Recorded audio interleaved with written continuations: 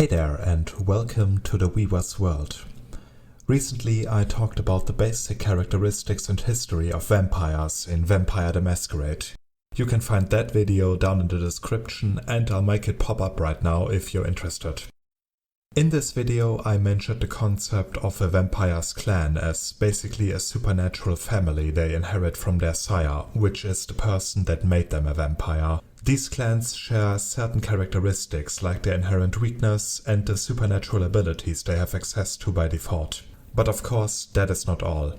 Most clans have a very specific set of people they usually embrace, and even if you don't fit the bill initially, social pressure is a real thing, and so most vampires fit the clichés associated with their clan at least in some ways. And as if that's not enough, there are of course a lot of animosities between different clans. Some of those are rooted within the shared history of these clans, others result from misunderstandings, prejudice or envy. And while there are individual relationships that transcend these animosities, they still are a part of what makes the world of vampires so harsh. Also, this video is about the 20th anniversary edition, not the 5th edition. There have been a lot of changes in both the general makeup of the clans as well as their relationship in that edition, so I'll make a video about this in the future. But with that being said, let's go!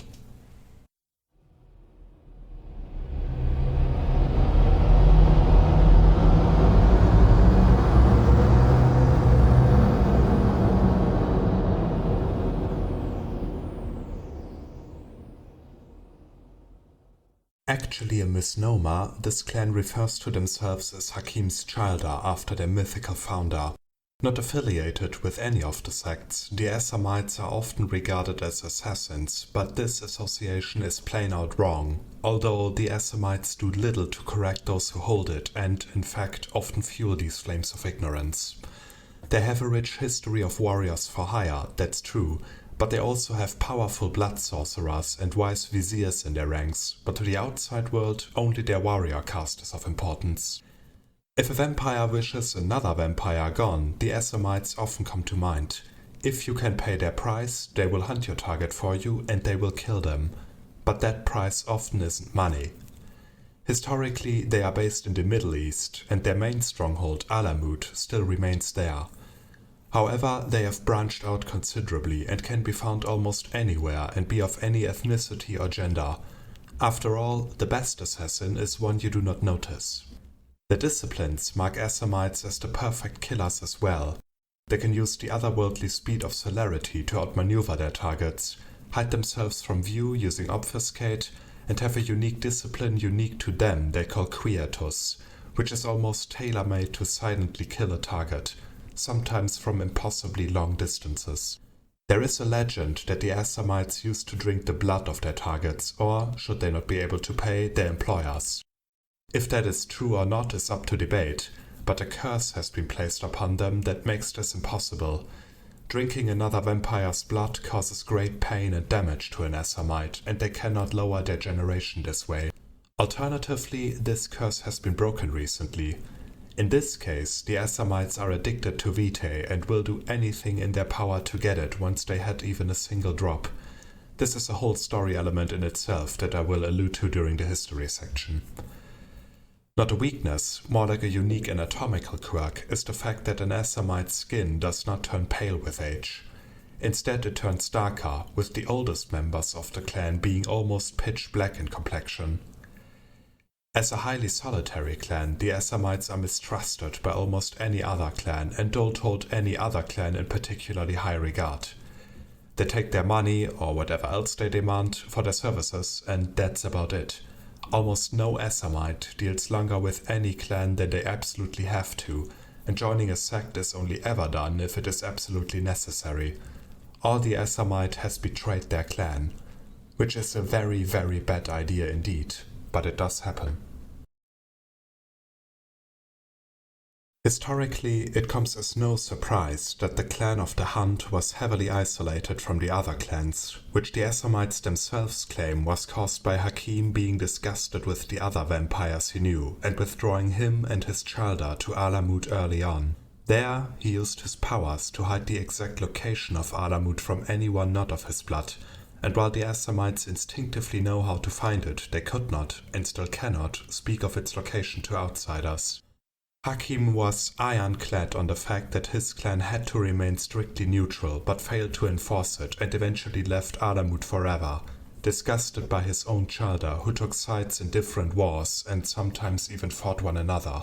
As other vampire clans made their homes near the Assamites' dwellings, they began offering their services as assassins and bodyguards, both to secure their own position and acquire vitae to strengthen their blood. This went not well forever, though, and the Camarilla eventually decided that the Assamites were too great a danger and tasked the still relatively young clan Tremere with placing a curse onto the whole clan that would cause them great pain and no benefits if they were to drink vitae. This has earned the Tremere the ire of the whole clan, and they have since tried undoing this curse, but to no avail. That is, until Urshulgi awoke. This event is optional, but can be played with, depending on whether or not you or your storyteller want to have it happen. Urshulgi is an incomprehensibly old and powerful Assamite, belonging to the caste of sorcerers. It is decidedly inhuman, looking more like a charred corpse, and has almost godlike powers. It shrugged off the curse of Clan Tremere without visible effort, and has since begun restructuring the Assamites to what it claims to be Hakim's original vision. Not all Assamites do agree with this, but few dare act on it. Too great is the power Urshulgi has demonstrated. The Assamites are strictly organized, almost like an army. There are 3 castes they fall into, which are in a way their own clan. Normally, only the warrior caste ever ventures outside their strongholds though, which is why only they were addressed during the overview of the clan. The other castes have different disciplines and weaknesses. The warrior caste is the most ubiquitous and prominent caste, their members being powerful fighters and assassins. They also claim the right of judging the other castes for transgressions. The sorcerers are powerful blood mages who are tasked with religious and mythical ceremonies, as well as magical rituals and research. They are also trying to find the counter to the curse that has been placed on the whole clan, but to no avail. Unless, of course, you play with Urshulgi having woken up. The Viziers, finally, are the oldest caste by their own admission and are the scholars, poets, and artists of the Assamites. They are tasked with intellectual pursuits, as well as worldly matters like finances and politics. Viziers also hold the highest power within the clan, at least politically. In war, the warrior caste leads, but at all other times it is the Viziers. Every caste has a spokesperson in Alamut who, in theory, all have equal say in how the clan should be run. They are subordinate to the eldest, who acts as a stand-in to Hakim and is often called the Old Man of the Mountain or simply the Master. This Master theoretically runs the whole clan, but this is rarely enforced. The Assamites are too diverse and too far spread for this to work by now, although the Master's word still holds considerable weight. Should you play with Urshulgi having woken up, it has taken over this position and is far more clear about enforcing the power that comes with it. If you are playing an Assamite, you will most likely play a member of the Warriors caste. This of course makes you ideal to be your group's designated killer.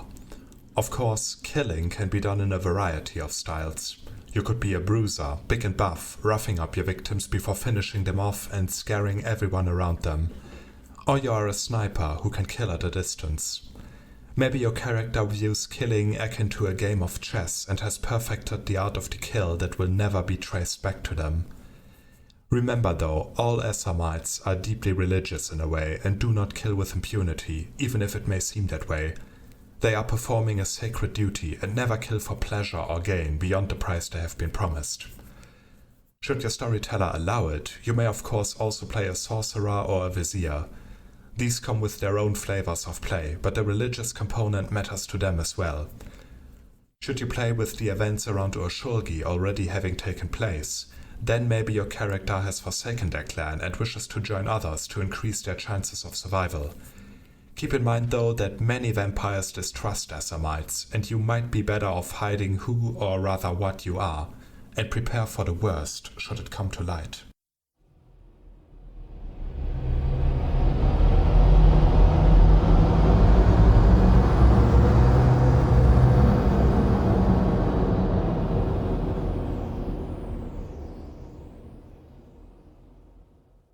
Brujah are known primarily for three things: their glorious past, their chaotic present, and the fact that getting them very, very angry is both extremely easy and an extremely bad idea. Nominally part of the Camarilla, most Brujah are consistent rebels with and without a cause.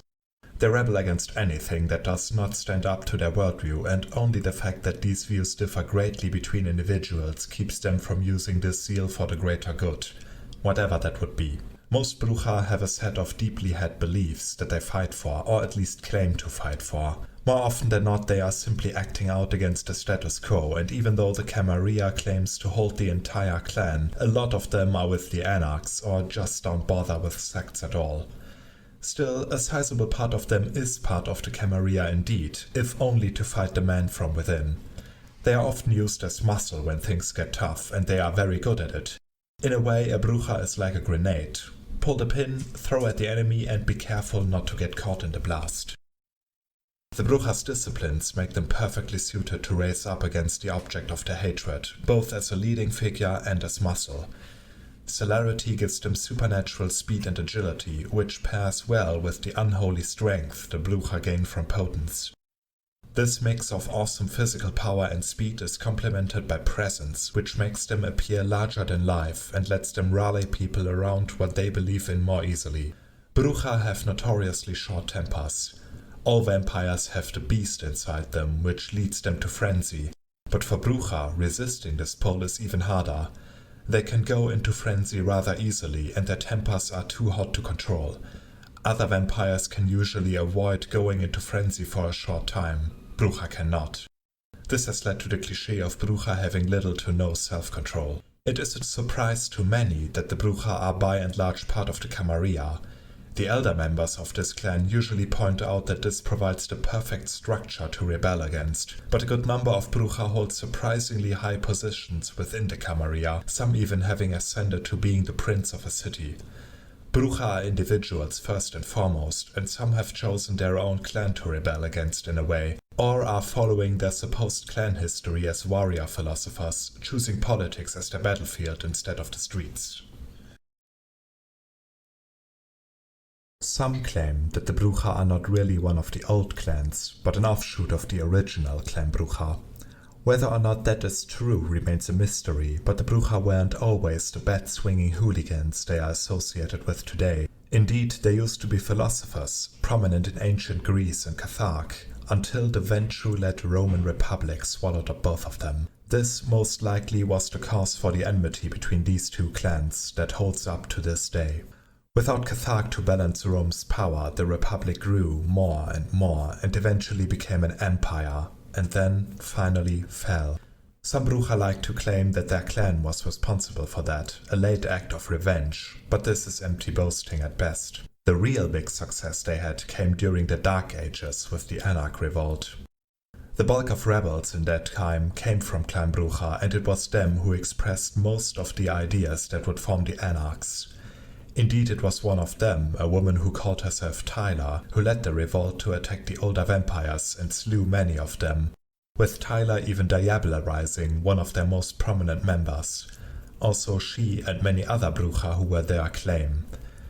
Whatever the case, rebellion has followed the Brujah's footsteps ever since. However, rebellion quickly became a game of politics as well, with many Brujah ratting out their former companions to further their own agenda. Eventually, most of the Brujah joined the Camarilla to provide loyal opposition akin to a political party. They still play an important role during pretty much every insurgency around the world, from the French Revolution to the Second Anarch Revolt.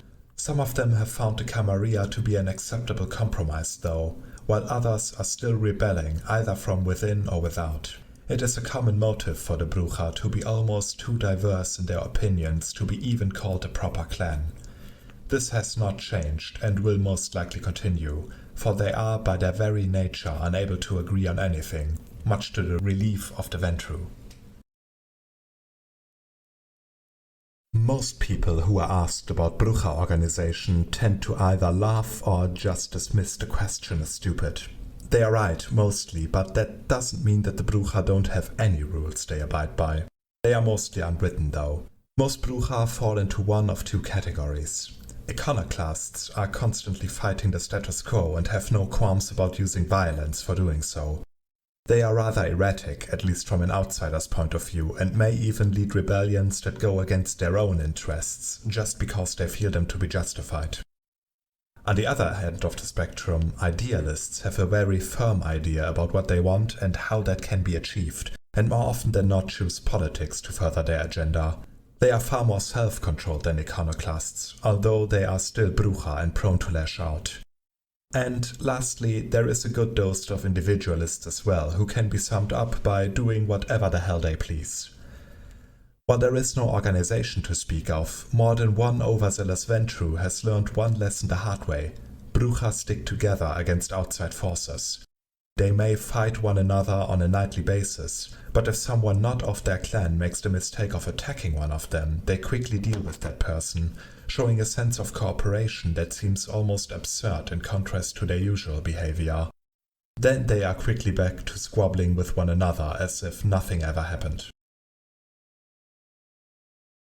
Brujah are way more diverse than almost any other clan, save maybe the Malkavians. That means while the tough-as-nails bully boy with a shotgun and a nasty temper is what most people think of when they hear Brujah, you can just as well play a nerdy college professor who is famous for their passionate lectures about anarchism.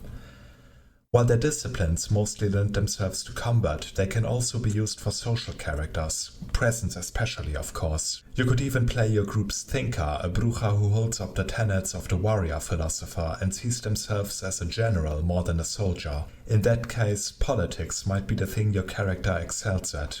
Or they have really passionate ideas about the theory of relativity. No matter what your character is, though, they are a creature of passion. Brujah do not things half-heartedly, they revel in them with burning passion. Not all of them are brainless thugs, but all of them are easy to provoke if people disagree with them. It's just that what they feel passionate about differs vastly.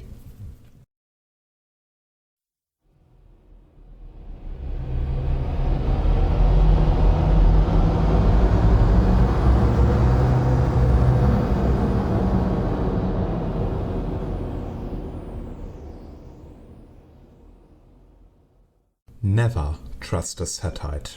That's the first thing anyone will tell you about the followers of Set, and they are right. More so than any other clan, the Setites are subservient to their mythical progenitor, Set, the Egyptian god of the desert.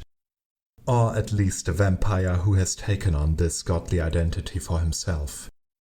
Everything they do on his behest, and their whole identity is shaped around a religion that worships Set as the ultimate being that will one day return to devour all who dared oppose him.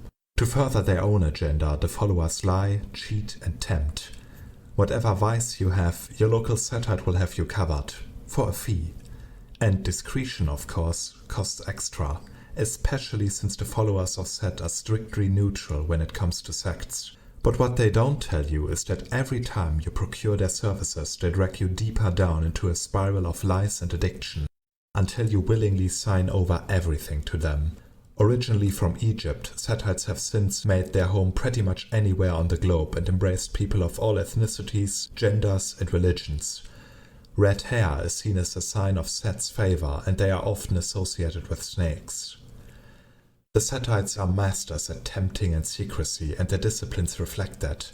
With Obfuscate, they can hide in plain sight and take on any identity that furthers their lies.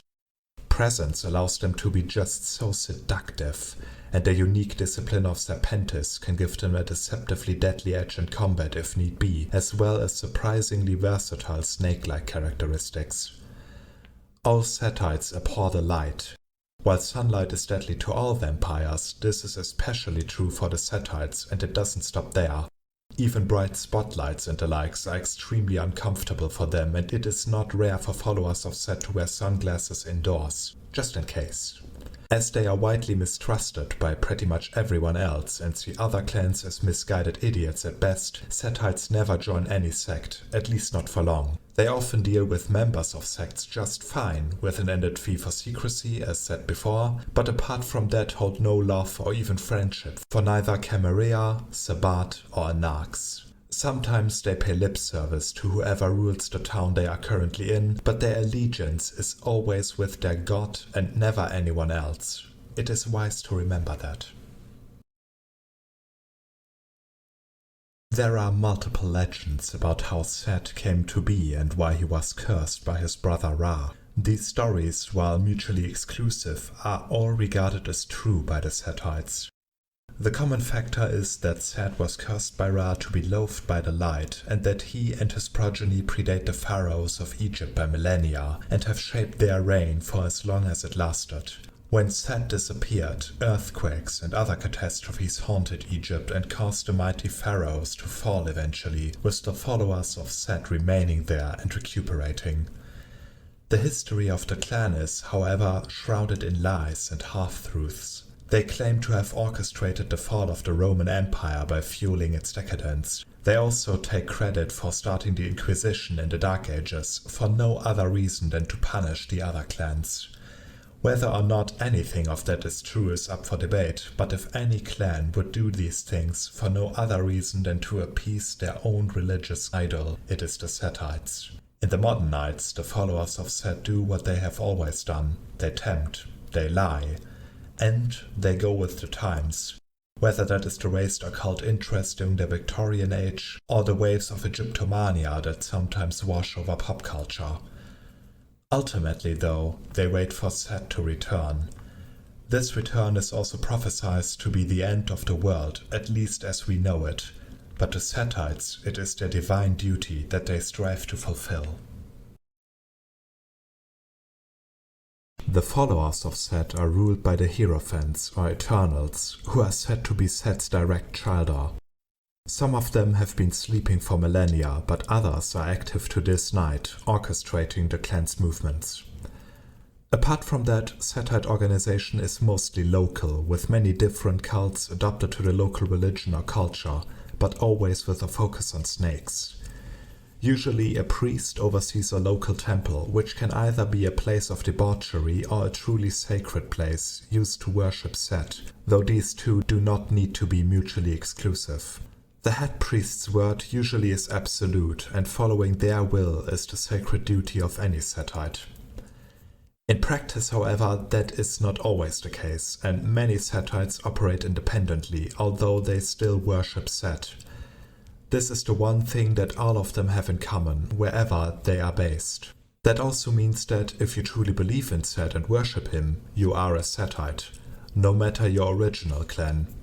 You can say a lot of bad things about Setites, but they do not discriminate against anyone who truly shares their beliefs. This is also the reason for them to lead others into decadence. Only by breaking through limitations one can truly know the glory of Set, and some people, well, they just need a little push in the right direction.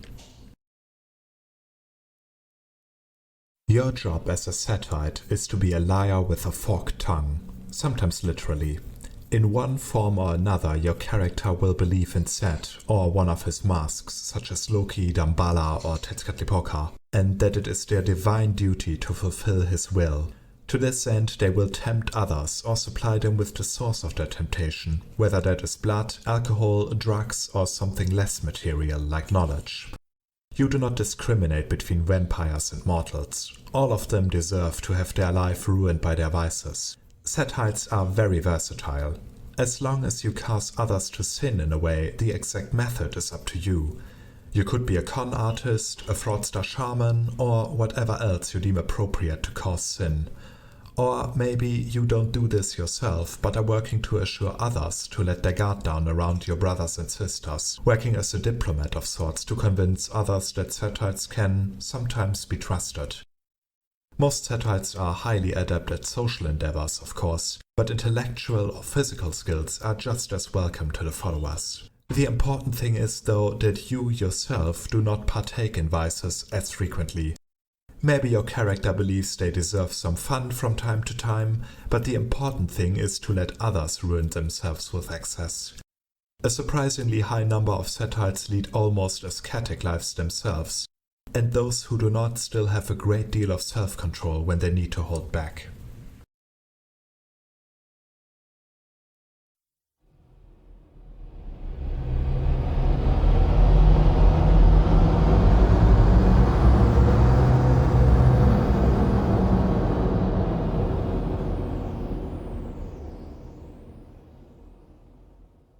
All vampires carry the beast within them, but none of them are as obviously linked to its animalistic qualities as the Gangrel are.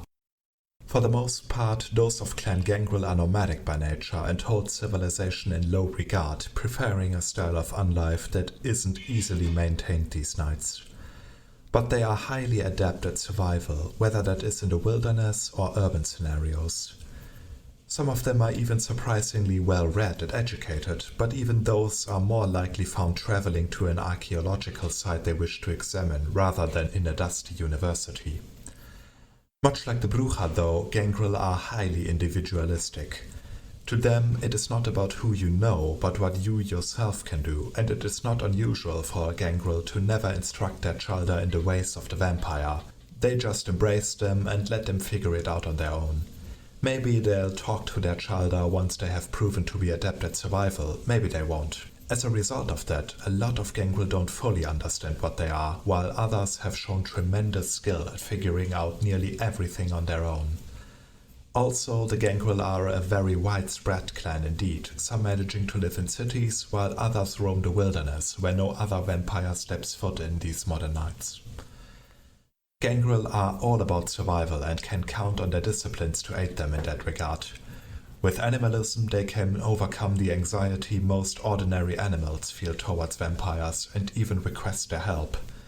Fortitude helps them weather even the worst kinds of damage and come out on top, and their own unique discipline of Protean gives them a great variety of different forms to assume in order to survive. When vampires frenzy, their beast lets loose and animalistic instinct overtakes them. Gangrel are no exception to that, and the beast leaves its mark on them every time they frenzy. Gangrel develop the characteristics of animals when they frenzy and keep them once they calm down. This leaves every one of them with at least one animalistic trait, whether that is in behavior, cat-like eyes that glow in the dark, a tail, or even antlers. Some Gangrel even have multiple such markings of their frenzy, which makes it almost impossible to uphold the Masquerade. It may come as a surprise that a clan such as the Gangrel is part of the Camarilla, but that is not as counterintuitive as one may think. Even though they are individuals, they recognize the value of a strong pack to hunt with, and to have one's back should you fall on hard times. To that end, they have joined the Camarilla, but more often than not, individual Gangrel choose not to take part in that deal. Alternatively, there have been some discrepancies between the Gangrel and the Camarilla lately, causing the clan to leave. This of course has sent waves through the sect as a whole, and even though some Gangrel have chosen to remain with the Camarilla, those are mostly exceptions. This is an optional event though. I for example don't play with it having happened. Yet. But the opportunity is there. A lot of the clan's history is lost due to how much of it never has been written down. This is not for lack of learned men and women among the ranks of the Gangrel, but the fact that most of them prefer to pass on their history orally rather than in writing. For the most part, the clan of the Beast avoided civilization, though their influence was present in ancient Greece, for example, with the importance it placed on hunters and farmers. However, this was not meant to last, and when Greece eventually fell, the Gangrel who had lived there scattered once again. From the north of Scandinavia, living as raiders and Einherjar under their mythical leader Odin, to the oceans of the Caribbean where they were feared as pirates, to the Far East as part of the Mongol hordes, Gangrel have always been staunch individuals, focused on survival. However, the Gangrel did join the Camarilla. Why they did so is somewhat obscure, but there are rumors that they did so to protect themselves from the Tremere, using them for twisted magical experiments, a practice that was outlawed as a reaction of the Gangrel joining the Camarilla. Whether or not that is true, it illustrates one thing: the Gangrel are survivalists, first and foremost. There is an optional event where most of the Gangrel left the Camarilla after a dispute. What this dispute was about is unknown to most, but it led to the bulk of Clan Gangrel leaving the Camarilla behind, although some chose to stay. Whether you play with this event having taken place or not is, of course, up to you and your storyteller. It should come as no surprise that the Gangrel as a whole are averse to organization. Occasionally they form packs that have a semblance to other clan structures, but those are outliers. For the most part, Gangrel are individualists, but they still do abide by some laws, unwritten and archaic as they may be. One of those customs is the Althing, which is basically a meeting of every Gangrel around who heard about it happening. During those Althings, the Gangrel exchange stories and lore, something that most other clans would not think of them doing. The Gangrel are, however, a very learned clan in their own way, preferring oral history and storytelling over books and scrolls. These Althings are also a way for the Gangrel to socialize amongst their own, as no other clan is allowed to attend those meetings. When a Gangrel is embraced, they need to prove their worth. This usually means they have to survive at least one winter or around 4 months on their own before their sire steps before them. However, this does not always happen. But when a Gangrel meets another Gangrel who does not know what they are, tradition dictates they teach them all they need to survive. Most of the time these two vampires split ways after that, but it is a time-honored tradition that is rarely broken and accounts for most of what little organization the Clan of the Beast has these nights. When you play a Gangrel, you are well equipped to be your group's survival expert. Whether you use your furred and feathered minions to spy and fight for you, win battles by simply toughing it out, or use the varied skills of your ability to shapeshift, you will be a force to be reckoned with. Still, this does not mean you have to play a simple-minded brute. Storytelling, for instance, is an honored tradition for the Gangrel, and you can just as well be a traveling shaman or storyteller who is surprisingly deadly when provoked. Remember though that Gangrel are very animalistic and solitary in their ways, and few are social butterflies. Their clan's weakness undermines this, with most of them unable to pass as human indefinitely, and, truth be told, most don't even want that. A Gangrel's friendship or respect, hard as it is to earn, is absolute though. Your character must have something that impressed the Gangrel enough to embrace them, and the skills to survive the following months unassisted in one way or another. How exactly they manage that is up to you, of course, but few Gangrels rely on others, because that's not a trait they seek for in potential childer.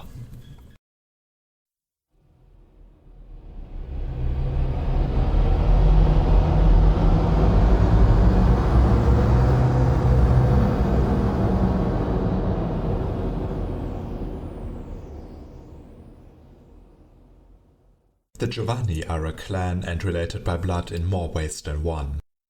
Nearly every member of this clan is descended from the Italian Giovanni family, which is a vast network, rich beyond belief and well-versed in the forbidden art of necromancy. The embrace is almost like a performance bonus in this family, given only to those who have earned it by outstanding talent, dedication and ruthlessness.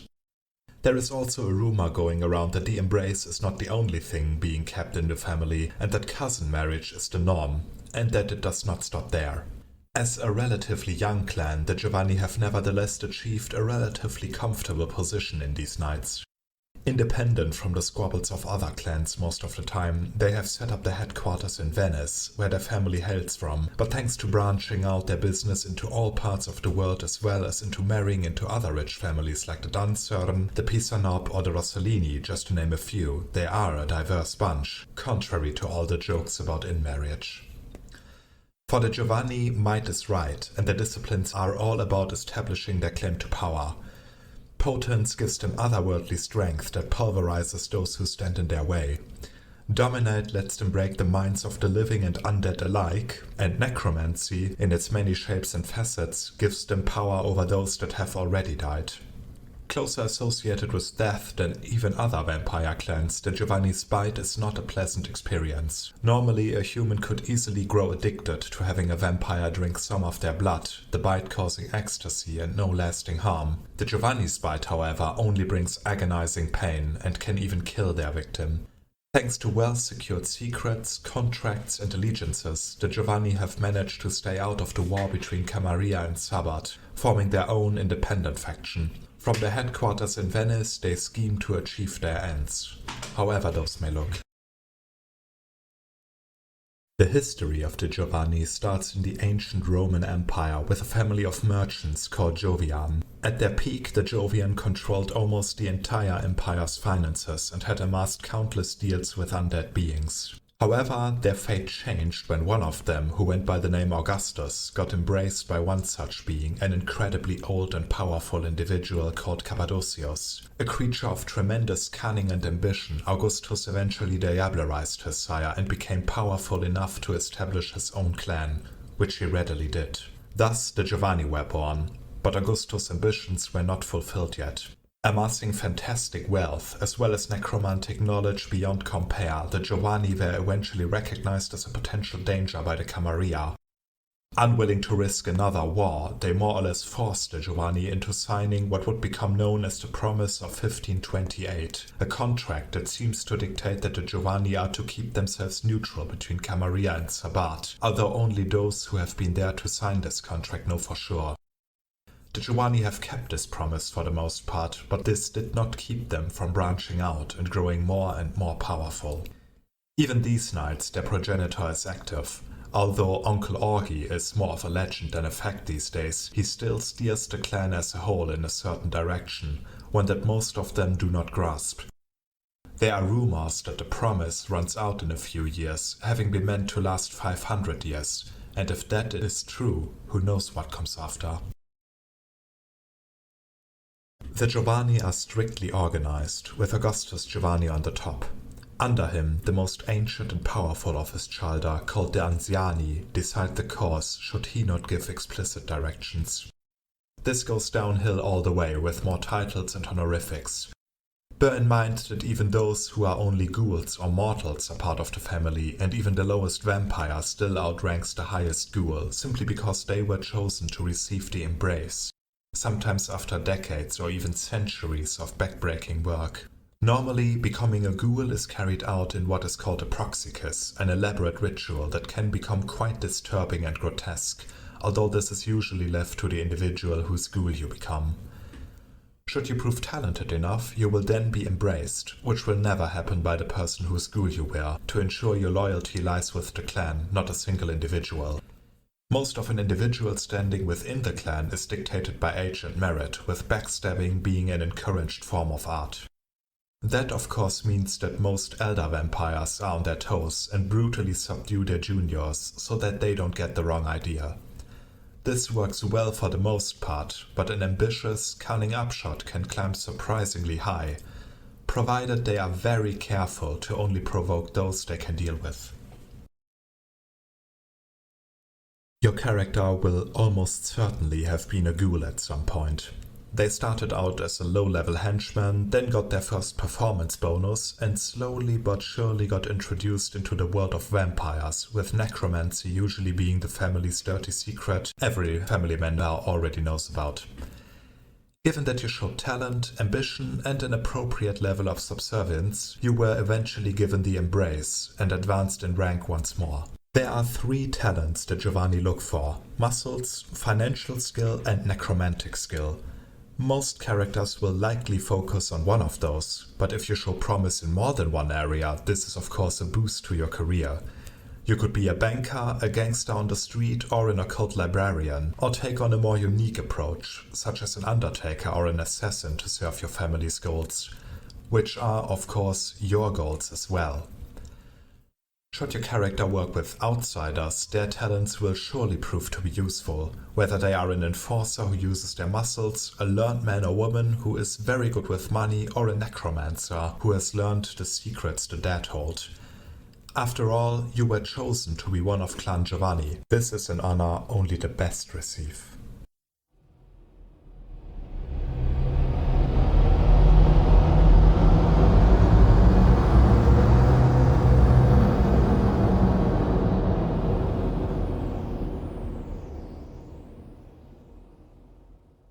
The Lasombra are perhaps the most driven of all the vampires. Their lust for power is legendary, and although they constantly fight to earn it, they feel they already deserve it at the same time.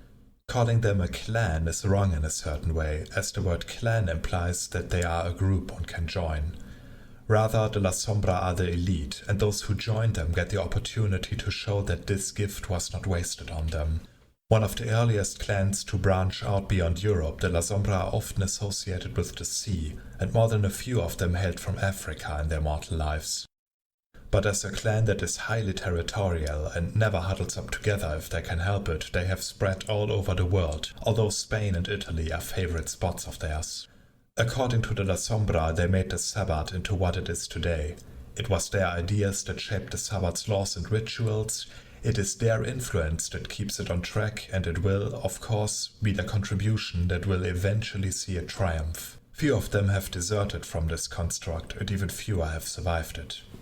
The Lasombra are closely associated with shadows, an association being underlined by obtenebration, their own discipline, which allows for them to control and shape natural shadows, as well as an enigmatic shadow-like force. Dominate lets them exert their authority over those lesser than them, and potence gives them just another argument to follow their lead. As beings of sometimes grotesque vanity, the Lasombra are cursed with never being able to satisfy this flaw of theirs. They do not cast any reflection in mirrors, polished metal, water, and the likes. This of course makes it difficult to pass as human in some situations. As the self-proclaimed leaders of the Sabbat, most Lasombra are with the sword of Cain. They often aspire to take on the largest political function they can achieve to satisfy their murderous ego and high standards they have set for themselves.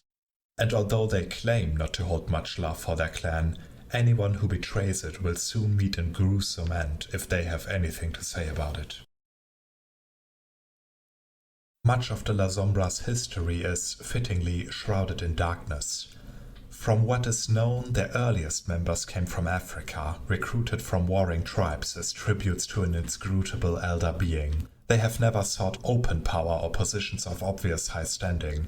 They prefer running an empire to establishing or leading one. Additionally, there is a certain wanderlust within them that drew many of them towards the sea, where they became known as pirates and occasionally merchants, a trend that continues to this day for some of them. They also like to claim that they were the enigmatic sea people that terrorized ancient civilizations, but that is unproven at best.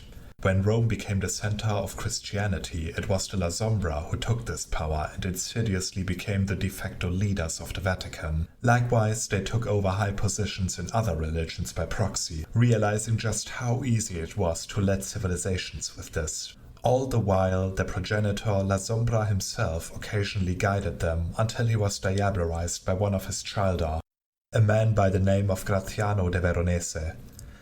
Gratiano felt that it was beneath him and his clan's dignity to join the other clans in the pretense of the Camarilla, and so they formed the Sabbat as a testament to what they achieved, the murder of one of the oldest and most powerful vampires known, and of course the promise that they would strive to do so again and succeed. This is what drives many Lasombra to this night. While the Lasombra prefer to pull strings from the shadows, unseen, their clan is strictly organized, if only to make sure that only those of true skill advance in rank. To this end, they have established a network that calls themselves the Friends of the Night and is, essentially, a secret society one can only join after a personal invitation and countless tests. Not all Lasombra are Friends of the Night, but if one wants to hold any position of real power within the clan, they need to be a member. Ambition is a virtue to the Lasombra, of course, and they realize that generation can be a limiting factor, so diablerie, though not actively encouraged, is seen as a legitimate tactic to advance in rank and standing. Diablerizing those outside of the clan, of course, is always possible, but if a Lasombra fails in their duties or proves themselves unworthy in other ways, they could quickly end up being killed to advance the career of a younger, more talented individual. The Lasombra have a lot of different factions, who are often less organized than the clan as a whole. These factions usually do not hold any power outside of their own circle, but some of them are on the watch list of the Friends of the Night, just to make sure they don't get the wrong idea. Should you choose to play a Lasombra, good enough is not an option for your character. While the Lasombra range in possible careers from modern pirate to assassin, hacker, gang boss, or local priest, they are never in a subservient position, at least not outside of their clan. They are either leaders or independent contractors who do things their own way. Whatever you do, you strive to be perfect in it, and you are not squeamish when it comes to dealing with competition. Most Lasombra are highly inhuman, seeing those who are beneath them as interchangeable and unworthy of empathy or praise. They expect flawless service without question and will use force if they deem it necessary.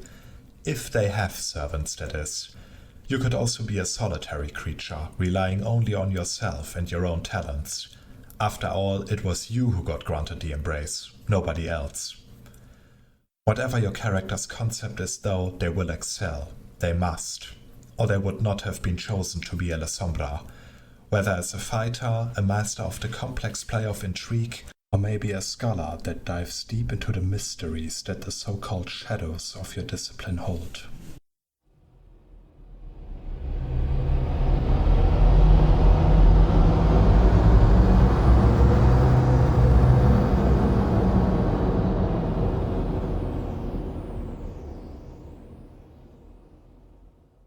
No clan is more diverse, more enigmatic and more misunderstood than the Malkavians.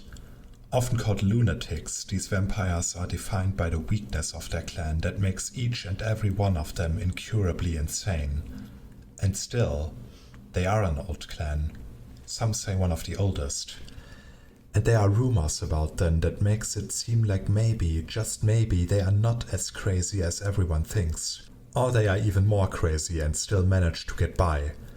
Akira Kurosawa once said that in a mad world only the mad are sane, and it seems like he might have been right. No clan is as diverse as the Malkavians, to the point where nobody is entirely sure if they even have a pattern they apply when looking for a child. A Malkavian can be of any age, any gender, any religion, anything.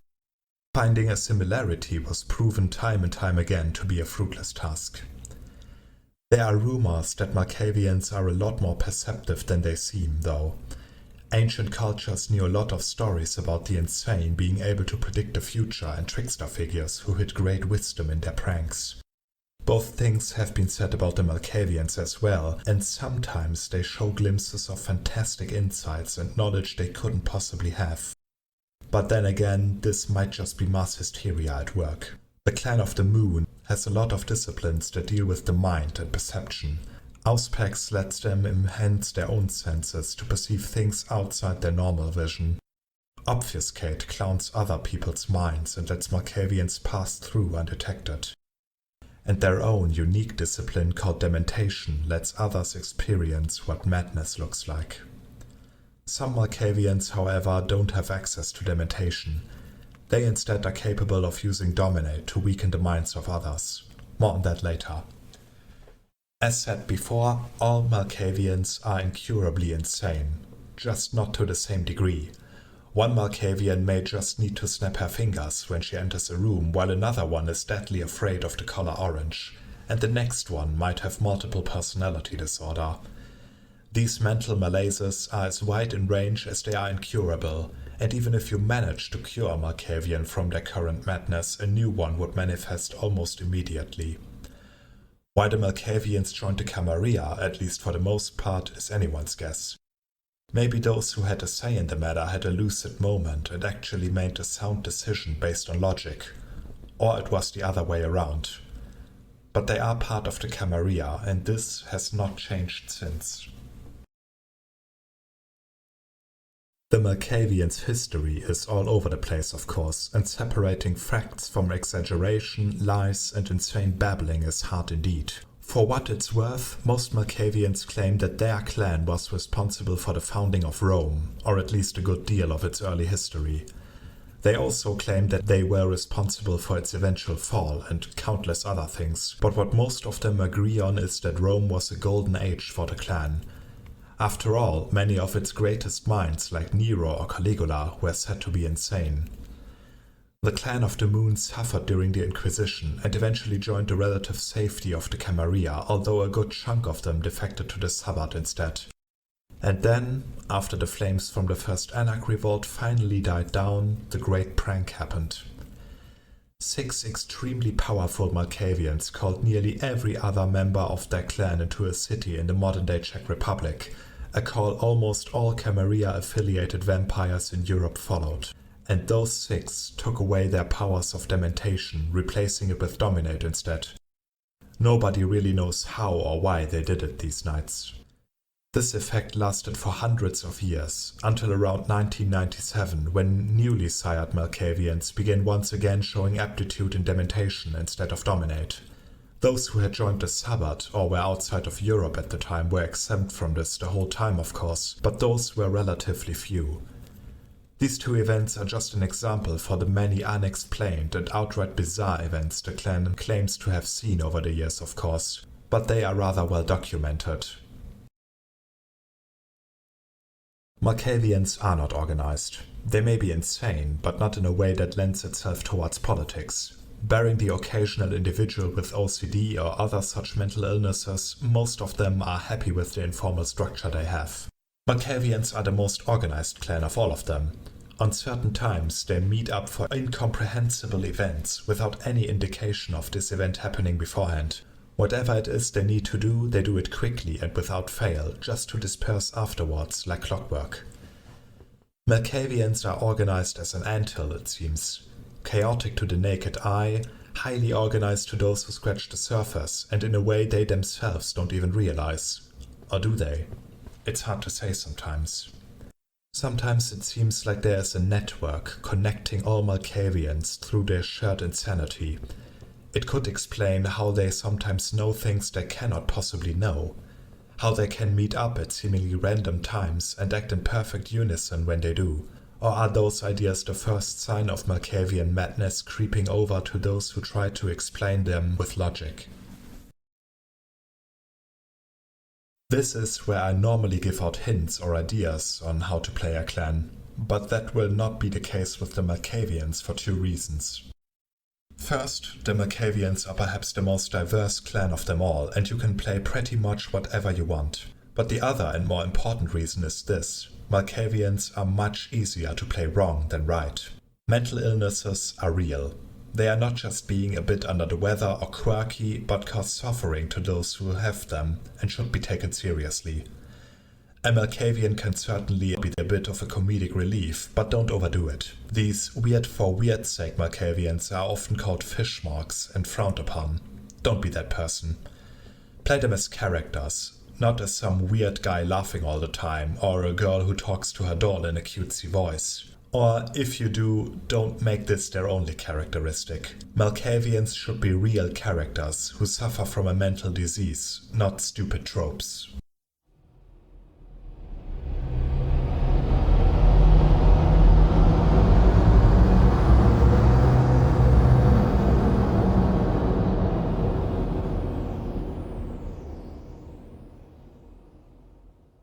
There are some clan curses that are worse than others, and arguably few have it worse and are more defined by their curse than the Nosferatu. The embrace has warped them into hideous monstrosities, unable to pass off as even remotely human, but they have made do with the powers this has given them and are a clan who is well known to be incredibly good at what they do. And what they do is to gather information and sell it to the highest bidder. If you want to know anything, ask a Nosferatu. If you want to talk to one, just get the word out you are looking for them. They will come.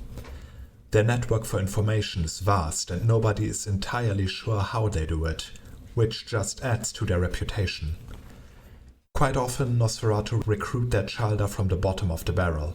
Junkies, the homeless, social outcasts who will not be missed, and for whom becoming a Nosferatu is barely a step down in social hierarchy. Some Nosferatu, though, delight in embracing those who will fall the deepest from the heights they have achieved, both in a twisted way of humor and good old revenge.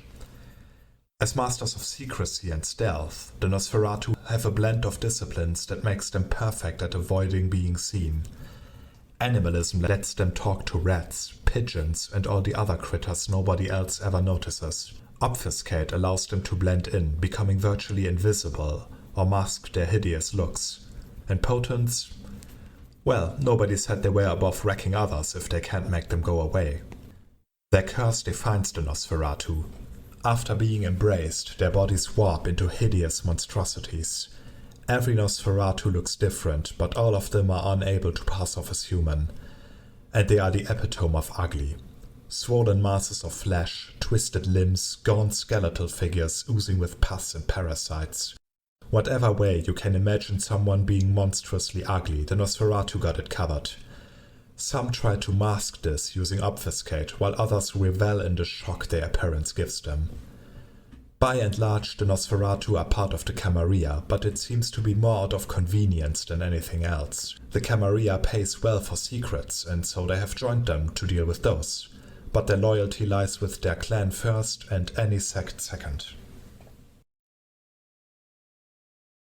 The history of the Nosferatu and what they are today is closely linked to their mythical progenitor, a man known as Absimilia. According to legends, he once was a hunter of breathtaking beauty and even greater vanity who got lightly scarred when his sire embraced him. Infuriated, he killed her and was cursed by Cain with a monstrous appearance that he passed on to his children. If the Nosferatu are to be believed, Absimilia believes he can return to how he once was by killing each and every one of his children. So they took to hiding and trading informations early, a skill that they have refined over the ages.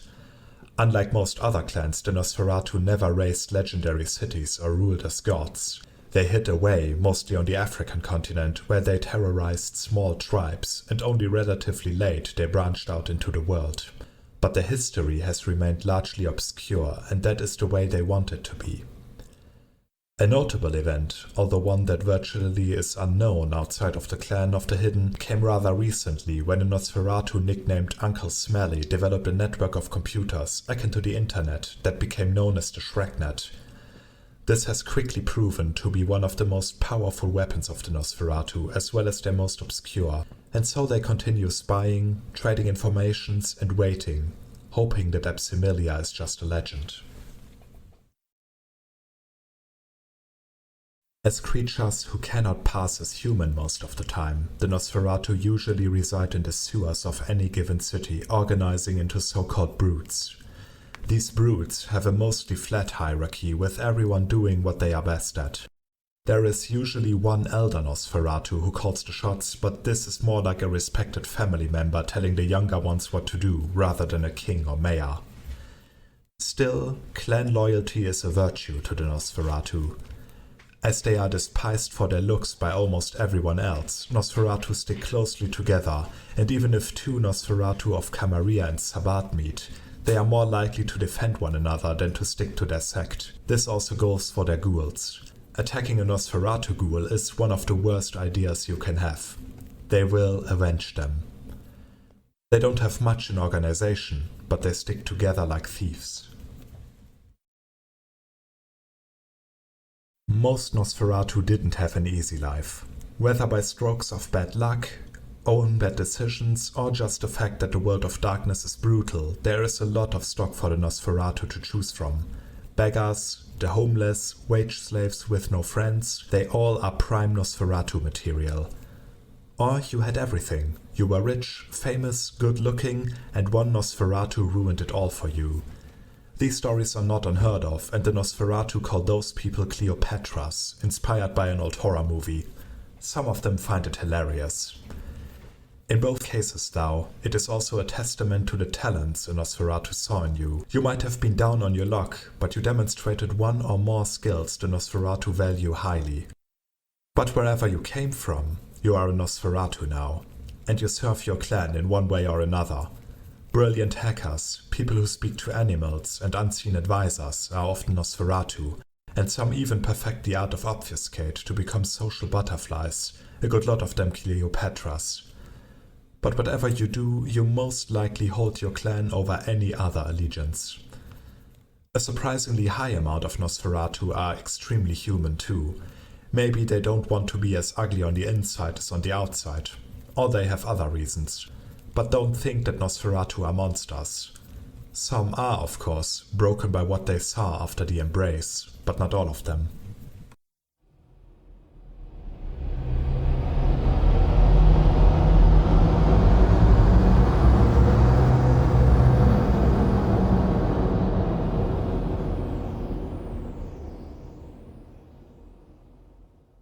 There are many rumors that paint the Ravnos as thieves, vagabonds, and notorious liars. These are true in a way, but then again completely false. You have to get used to paradoxes like these if you want to deal with the Ravno for long. Many of them, especially those who are younger, are indeed dead, deceivers and fraudsters, who live on the fringe of empiric society and should not be trusted.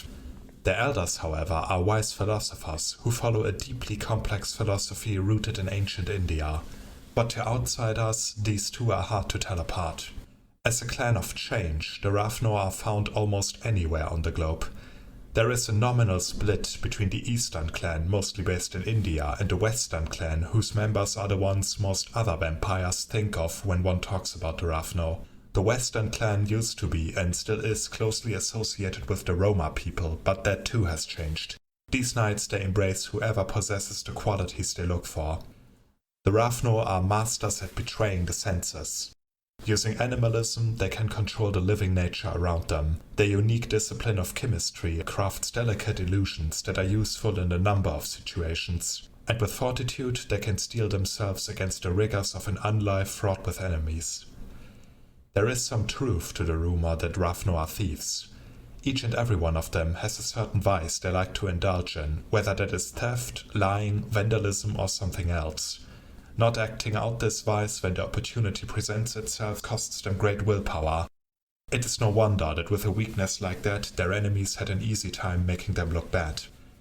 As there is nobody on their side, the Ravno are nobody's side either. The Western faction is largely individualistic, traveling unhindered by clan loyalty or hierarchy, while the Eastern faction is divided into different castes. These castes all have their own duties to perform, with the Brahmin caste advising all others. This organization is virtually unknown outside of the clan though. What is truth? This question one has to ask oneself numerous times when dealing with the Ravno, and that is not only because they are masters at crafting illusions.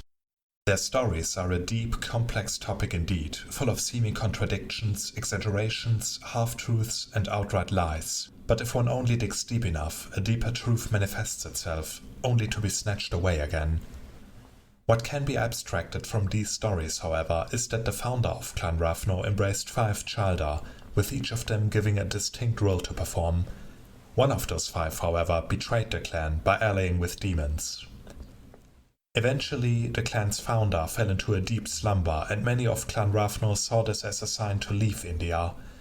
These formed the Western clan, who eschewed the rigid caste system and developed their own philosophy, centered around the idea of reality as a great illusion that one has to break through in order to achieve enlightenment. The Eastern clan mostly stayed in India and focused on a more karmic path, with a focus set on karmic debt and the slaying of those who neglected their karmic duties, with lies and cheating as established tactics to achieve those ends.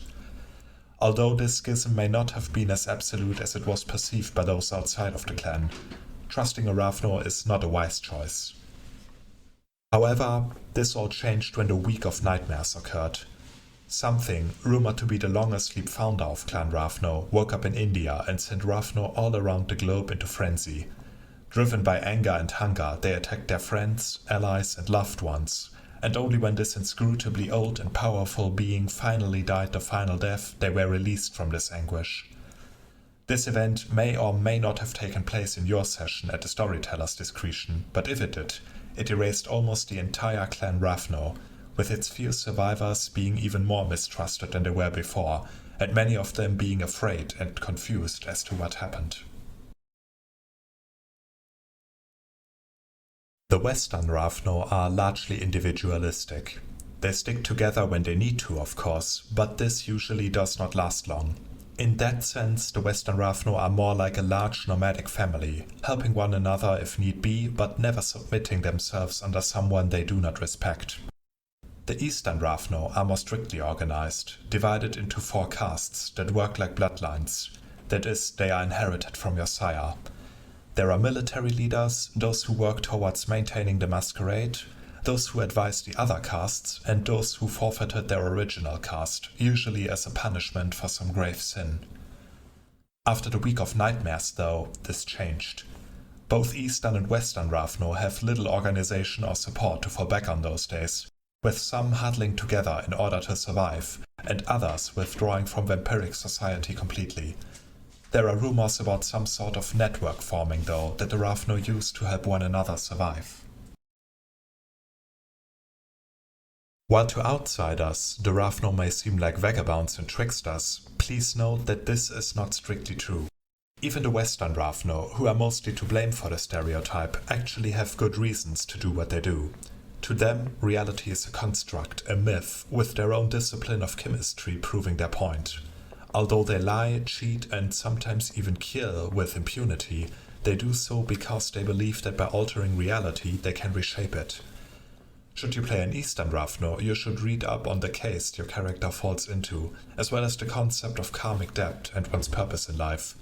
To the Eastern clan, these two are very important concepts that shape their philosophy and acting each night. Both factions of the clan have a large set of unwritten rules as well, such as never to embrace someone without good reason, or never attacking another Ravnos who has not committed a serious offense. Which also means that your character was not embraced on a whim, but because they were closely linked to what their sire considered their duty in unlife, and their demonstrated qualities that made them cut to be a Ravnos. Social and mental roles are perfect for them, with their disciplines making them excellent thieves, con artists, or snake oil salesmen. Maybe your character was a stage magician, an esports pro, or a zookeeper, but whatever they were, something about them stupefied other people and made them question reality. And I should of course address the elephant in the room with this one.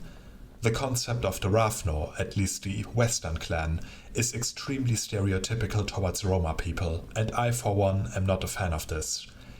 If you want to play a Ravnos, bear in mind that there are many harmful stereotypes like this, and while acting like they don't exist would be wrong, propagating them, even indirectly, is not right either. Just be respectful and try to make your Ravnos a character, not some caricature based on stereotypes. Don't be a dick.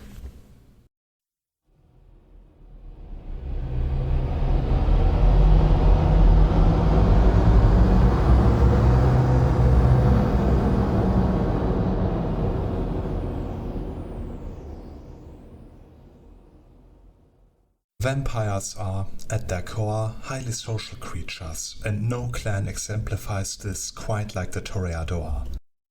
Defined by their refined senses for beauty, their close bonds towards model society, and their larger-than-life personas, Toreador are equally respected and ridiculed for what they are. Not that they concern themselves with naysayers, of course. No clan is as closely tied to model society as the Toreador are. They follow the latest trends and in some cases establish them. They are the life of every party they attend, be it in mortal or immortal circles.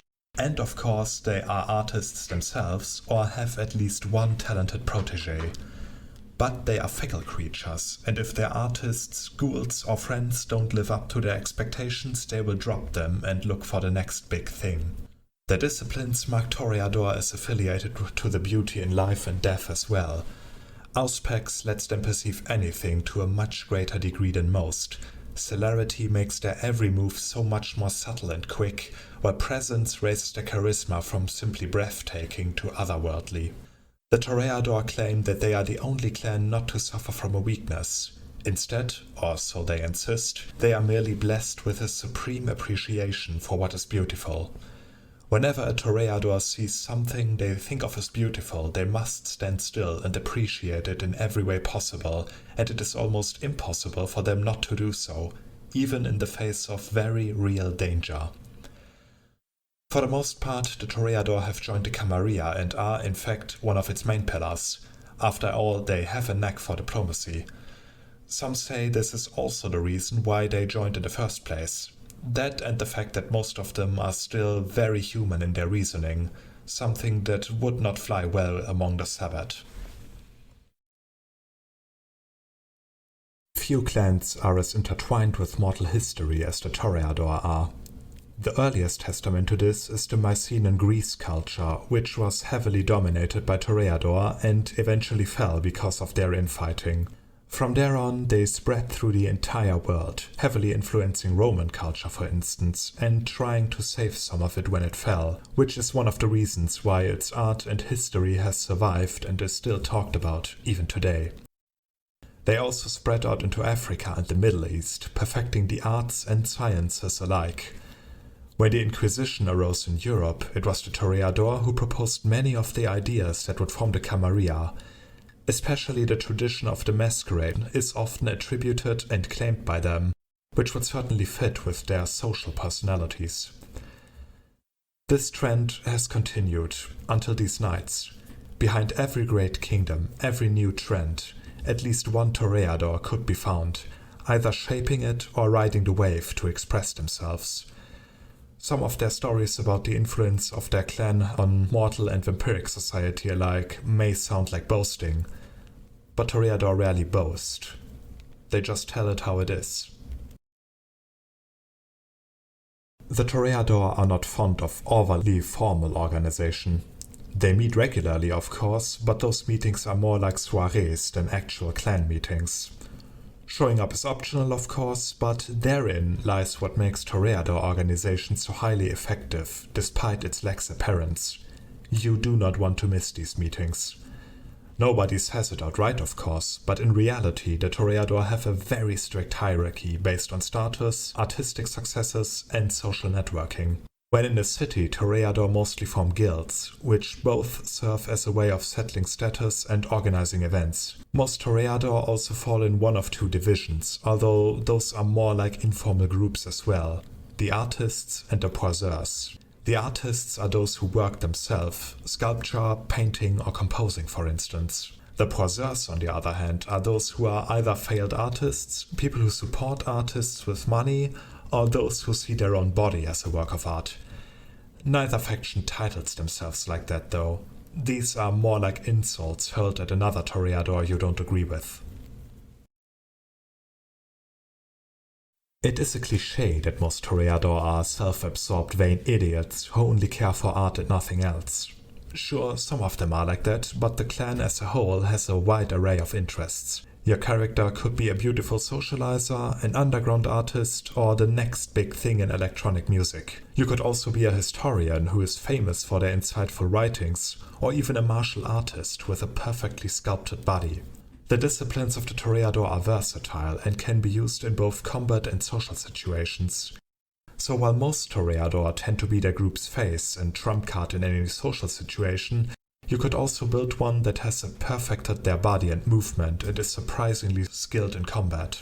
This is sometimes called a warrior-dor by vampire players, and it does work very, very well.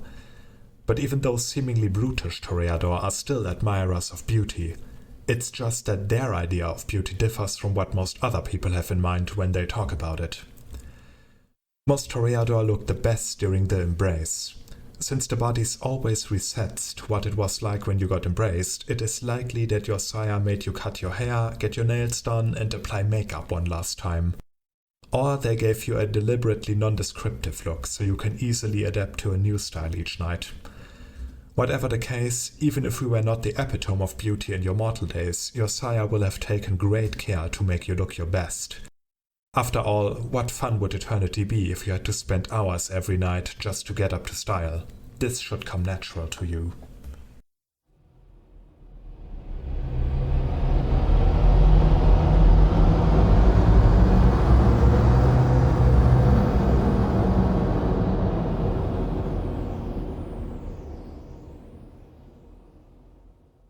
Every clan has their strengths, of course, but none capitalize on theirs as much as the Tremere do.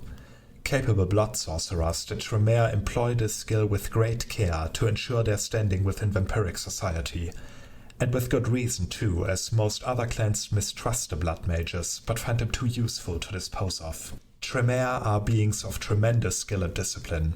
To outsiders, their clan is enigmatic and potentially dangerous, but to them it is both a source of pride and aggravation, as they try to prove themselves to their elders.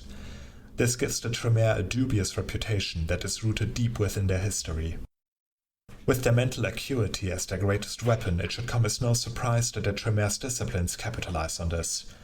Auspex sharpens their senses and their thinking, while Dominate allows them to mentally overpower those of weaker will and minds. And Thaumaturgy, their unique discipline of blood sorcery, or so they claim, is astoundingly eclectic. As a young and, in a way, self-made clan, the Tremere boast of having no weakness, and they don't. What they do have, however, is a deliberately designed flaw. They are rather easily forced into a blood bond. Whereas other vampires need to drink blood 3 times in different nights from a vampire in order to be completely bound to them, the first draught of vitae counts as 2 for the Tremere. As virtually all of them are bound to their elders in this way, this of course serves the purpose of enforcing clan loyalty in a clan that is mostly composed of ruthless individualists who would stop at nothing to obtain power. House and Clan Tremere boasts itself as one of the architects of the Camarilla. It was their doing that convinced Clan Gangrel to join, for instance, and they continue to constantly proclaim their loyalty to the Camarilla, while defectors are swiftly dealt with. Some humans are born with astounding powers or acquire them later in life. Such is the case with the true mages, who can bend reality to their will. But even their powers have limits, and one such limit is the fact that they too will age and die. Unwilling to accept this, a young mage called Tremere and his 6 best disciples tried to emulate the vampiric immortality by imbibing a potion brewed from vitae. But it didn't work, at least not the way they intended. They were immortal, but at the same time they lost what made them mages, unable to wield the power they had employed before. What followed was the so-called Omen War, when Clan Tzimisce attacked the Tremere. They had used vampires of their clan for their experiments and quickly realized that they would lose this war. And so they decided to power themselves by diablerie, and it was the 3rd generation they sought after. Finally, they found one of the legendary 3rd generation, a powerful being called Solot, resting in his tomb. Tremere diablerized the sleeping vampire, and after a long and hefty battle against a powerful soul, he emerged triumphant and ordered the entire clan of Solot, the Salubri, to be snuffed out. Afterwards, the Tremere cozied up to other clans to establish themselves as one of the founding fathers of the Camarilla. Save for a few defectors who were swiftly dealt with, it worked, and they got to hide among older, more powerful clans while they began working on their ascension towards power, and damned be those who stand in their way. This is also where their story starts for most vampires. They were a small, unimportant clan that just kind of showed up one night, showed aptitude for blood magic, and had an apparent hate for the Salubri. There are rumors, of course, but few of them are anywhere near the truth. The Tremere firmly claim that they are not organized in the traditional sense. This is a lie, and it's pretty well known that it is. In fact, the clan is highly organized, more so than virtually any other clan. At their top, of course, sits Tremere. Under him is the inner council of 7, some of which were the personal disciples of Tremere who partook in the original ritual. These councillors reside in Vienna, from which they guide most of Clan Tremere's activities. Every councillor has 7 pontifices under them who control vast landscapes. These pontifices in turn control 7 lords who control 7 regions, and so on, until the lowliest acolytes, who of course still outrank ghouls and other servitors. This 7-to-1 ratio cannot always be maintained, of course, but the rigidity of this structure allows House and Clan Tremere to act in apparent unison most of the time. And it would be wise to always remember one's place within this construct the Tremere called a pyramid. It is possible to climb up the ranks, but this takes skill, dedication, and backstabbing. Outside of the pyramid in a sense, but still a vital part of it, are secret societies within the clan. Those are either political instruments, organizations to deal with certain outliers of the clan, or a coalition of like-minded individuals to express their personal philosophies regarding magic. Most of these societies are at least tolerated, but there are rumors about some who summon demons or perform even worse crimes against house and clan. Those who join such a society and get caught are executed on the spot. Contrary to what most outsiders believe, not every Tremere is a bookworm who studies tomes of magic.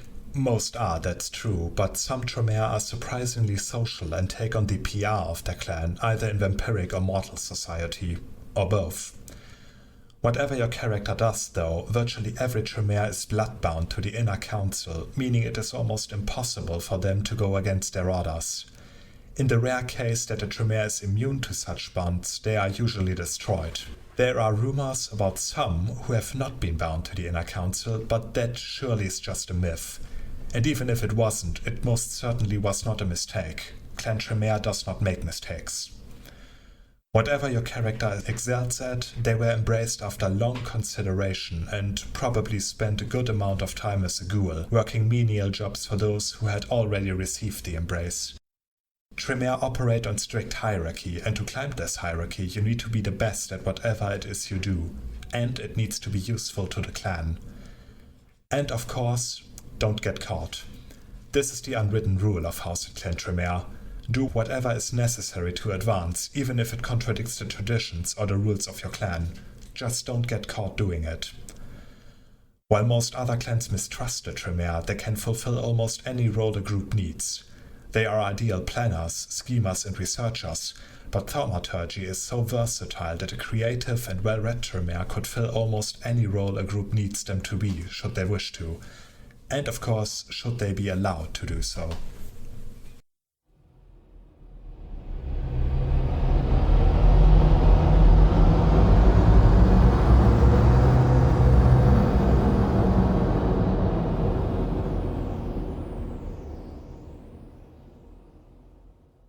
The Tzimisce are an old clan indeed.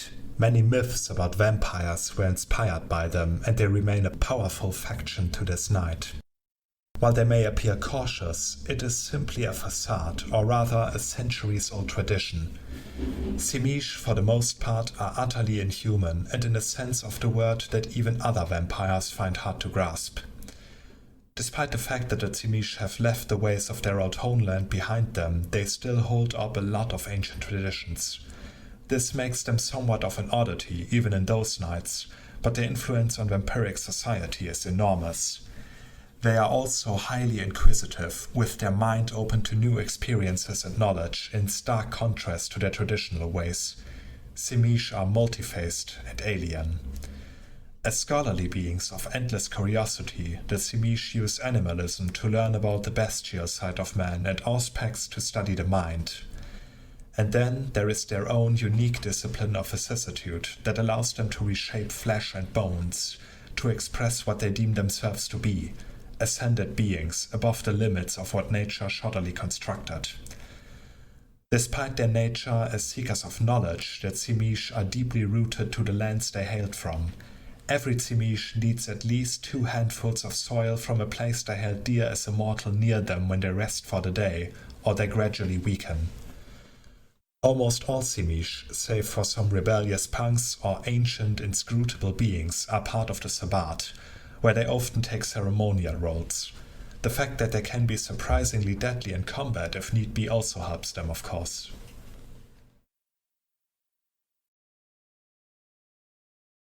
Once, the Tzimisce ruled the Carpathians, as gods would have, influencing every civilization that lived close to these mountains. From what their legends tell, a powerful, non-vampiric being called Kupala was shackled to these mountains, and the old clan held unholy communion with it, receiving power over the elements themselves in exchange. This sparked a war with the werewolves of this region, who had tried to imprison Kupala, but over centuries the Tzimisce slowly won. But some of the so-called Old Clan began to reject the ways of vicissitude, calling it a disease, a virus spread by their elder. Others of Clan Tzimisce laughed at this and either hunted these heretics down or simply left the old country to leave these idiots to their follies. When the Inquisition came, though, they returned to their homeland in order to commune with Kupala once more. They begged him to free them from the tyranny of being blood-bound to the elder vampires who did not care about them. And it worked. Christened by what they called the Fire Flower, they managed to break free of the bloodbound that bound them to their elder, and one of them, Lugos Bloodbreaker, went to diabolise the eldest, the founder of their clan. Shortly after the supposed final death of their eldest, the Tzimisce met up with the Lasombra. They shared what they knew, how to break existing blood bonds and to replace them with something else. Thus, the Sabbat was born. The Tzimisce used to be tied to particular plots of land, with their hierarchy mimicking that of nobles of their time. This, however, is long gone, ever since the Anarch Revolt, in which they played a notable part. Nowadays, there's a voivode, who is normally recognized as the head of Clan Tzimisce, but this position carries little real authority. They are solitary creatures by nature. However, those who have achieved a certain mastery of vicissitude command the title of Shupan, and although they are not authorized to order younger Tzimisce around, their suggestions nevertheless carry a lot of weight, and disregarding a Shupan's suggestion risks them holding a grudge. A remnant of the Tzimisce stay as rulers of the Carpathians remains though, revenants, families of ghouls who were shaped and bred by the clan of dragons, and are still closely linked to them to this day. There are other families of revenants, yes, but most of them are the Tzimisce's doing and still in their clutches. Those few Tzimisce who are not part of the Sabbat these nights are, for the most part, too old and powerful to be forced into any kind of hierarchy. They rule vast landscapes in the Carpathian Mountains, with godlike power, and nobody who enters their realm without their explicit permission will survive to tell the tale. But those are rare. As a clan of scholars, caught between tradition and constant self-perfection, the Tzimisce have a wide array of potential childer. Maybe your character was a doctor in life, or a surprisingly well-educated street thug. They may also have been an artist or a banker, it matters little. What counts is that they were ambitious and willing to experiment. After the embrace, virtually all Tzimisce quickly begin experimenting with vicissitude. It starts with changing one's own face, just a little, but can quickly evolve. Older, more powerful Tzimisce look like grotesque statues, infinitely more beautiful than the fairest mortal, and more horrific than any Nosferatu at the same time. They can change their gender on a whim, and are not even bound to the tried binary sexes most humans still cling to. If your storyteller gets there okay, your character may also have been bitten by one of the old clan. In that case, they would not learn the arts of vicissitude, of course, but instead dominate. One individual always comes to mind when talking about a Tzimisce character. He possesses everything that the Tzimisce look for: ambition, cunning, prowess in both scholarly and martial pursuits, and an inhuman drive for self-perfection that stops at nothing. Dracula, the most well-known vampire perhaps of all time, is of their blood, and although many Tzimisce revile him, all agree that he is indeed a perfect example for what they strive to be. And by the way, I most likely pronounced Tzimisce wrong. There are multiple sources claiming different pronunciations, and since the authors of Vampire were Americans, their original intent is not necessarily the correct one. So if any one of you viewers out there know how it should be pronounced, please let me know.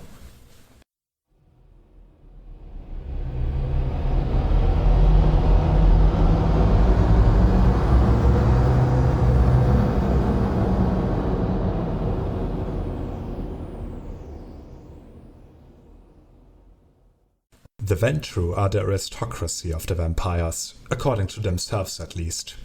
They are only ever satisfied with the best, no matter what, and by their own logic they are both fit to lead and burdened with the load of reigning over the other vampires.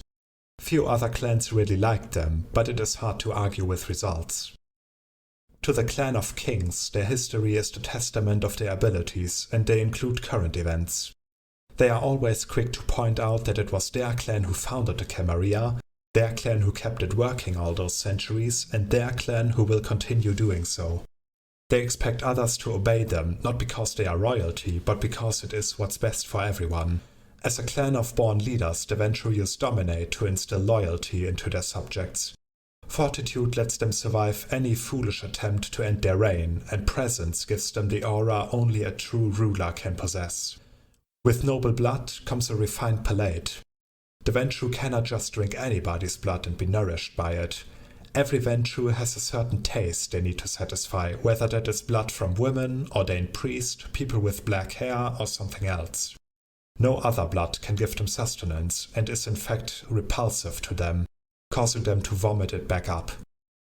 As the utmost important pillar of the Camarilla, it is no wonder that the Ventrue pride themselves not only in their membership within it, but in the fact they founded it, or at least were the driving force behind its conception. No clan holds more official functions in the Camarilla than the Ventrue, and even those without an official title hold considerable powers in the region they reside in.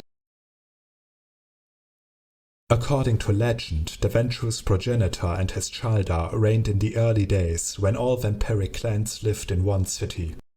That might be true or not, but the Ventrue's talent and predetermination for power became prominent time and time again, although never as much as in Rome. The Ventrue either founded it, or at least took it over very quickly and led it to glory, with the Roman Empire ruling vast parts of the world. A prominent part in the history was, of course, when Rome decided to destroy Carthage.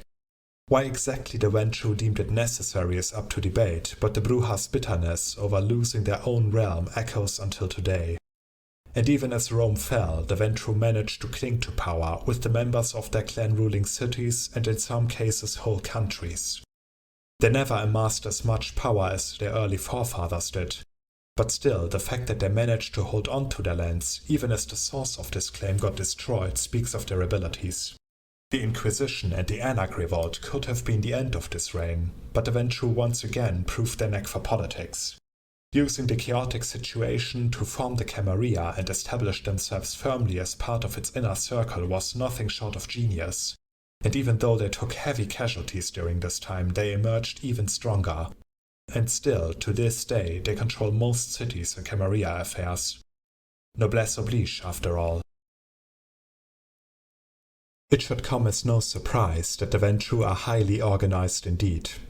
On the top there are the directors, often also called ephors, somewhere between 10 and 15 members of the Clan of Kings who work together to ensure that their standing in the world remains. Under them are the strategoi, who are basically their eyes and ears. There are other titles as well, mostly inspired by ancient Sparta, but it is almost impossible to gain any proper standing as a Ventrue without what they call dignitas. This is basically the Ventrue's standing among their peers, a complicated blend of how they behave, how well they perform their assigned or assumed duties, and what others think of them. Younger Ventrue often call dignitas the game, and it is not far off the mark. The Ventrue of course try to maintain dignitas, even when interacting with other clans, but as a measure of social standing it is only ever used and talked about within the clan. Losing dignitas is the easiest way to fall down the ranks, and regaining it can take years. Ventrue also have a code that more or less forces them to help each other. The ethic of succor demands that when a Ventrue humbly asks another Ventrue for help, they must oblige in any way that doesn't risk them facing final death. Again, this is not known outside of the clan, but it has led to rumors that all Ventrue are supernaturally compelled to help one another. They have other traditions as well, which makes the clan work in unison despite the differences. All of them are kings and queens, and although there are differences in standing between the Ventrue, they place more importance on skill than most people would give them credit for, largely thanks to dignitas. Even the oldest and most respected Ventrue can lose their dignitas virtually overnight if they are not careful. Ventrue usually recruit their childer from what they deem nobility. This used to be literal aristocracy, but these knights anyone who shows talent and ideally an inclination towards semi-abusive social structures as a potential candidate. That could still be people born into noble families, but universities, the best of course, are ample candidates as well with their hazing rituals, as are tight-knit families, and there are even rumors about people from the streets being embraced, not for what they own, but for what their sire saw in them. Your character must have demonstrated outstanding talent or potential for a Ventrue to consider them a childer. Most Ventrue keep a tradition they call the agoge. When a Ventrue is newly embraced, they are locked away somewhere and being educated thoroughly in vampiric lore and etiquette, until they are deemed ready to be introduced.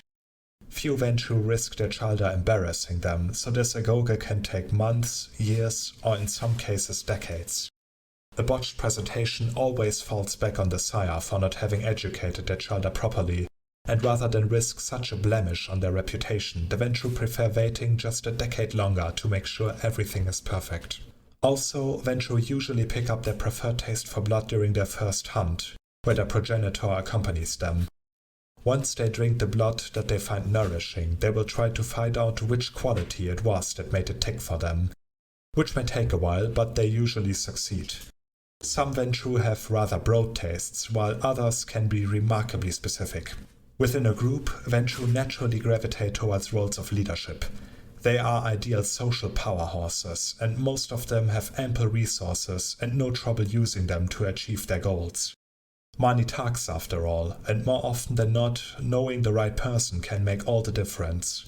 This is where the Ventrue excel. And those are the 13 main clans as they are presented within the 20th anniversary edition. If you have any comments or questions, just let me know in the comments. And if you liked this video, click the like button and subscribe for more. I want to cover more systems too, so if you have any system you'd like to know more about or would like to see me cover, be sure to let me know. Until then, see you next time.